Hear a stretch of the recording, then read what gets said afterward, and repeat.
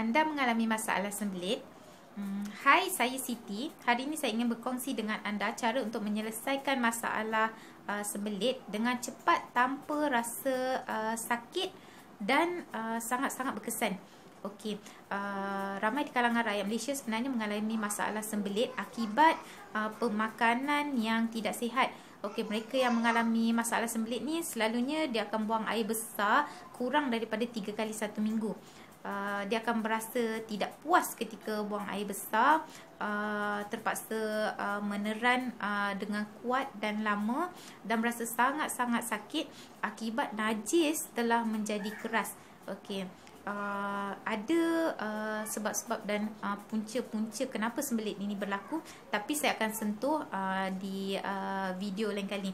Okey, jadi bahayanya sembelit ni dia akan menyebabkan kita sebenarnya berasa tak selesa, kemudian badan berasa letih, lesu, kadang-kadang badan kita jadi berbau, mulut berbau, perut buncit, letih, lesu, loya, kadang-kadang pening kepala disebabkan oleh pembuangan najis tidak lancar. Okey, jadi badan kita menjadi tinggi toksin. Tinggi toksin disebabkan oleh najis ini tidak dikeluarkan dengan lancar.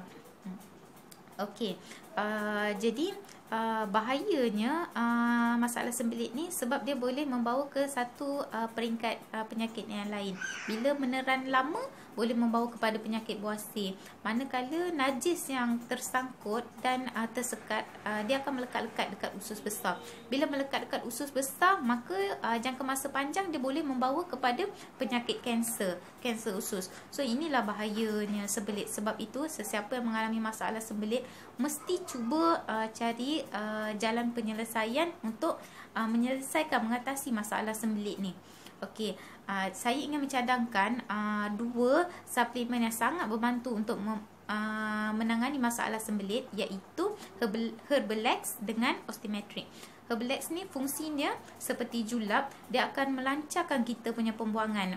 Kita makan pada hari ni, besok kita dah boleh membuang dengan lancar, membersihkan kita punya usus dan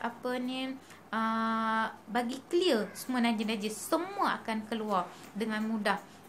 Dan menyebabkan kita akan berasa selesa, pencernaan usus kita juga akan berfungsi dengan optimum setelah kita mengambil Herbalex ni. Manakala Osteometric pula dia berfungsi untuk melembutkan najis. Dan bila kita konsum Osteometric, malam pun kita akan dapat tidur dengan lena. Okey, jadi bagi mereka yang ingin menyelesaikan masalah sembelit dengan berkesan dan ingin tahu cara-cara makan yang betul, bolehlah hubungi saya Siti di 019 514 4495. Okey, sampai jumpa lagi.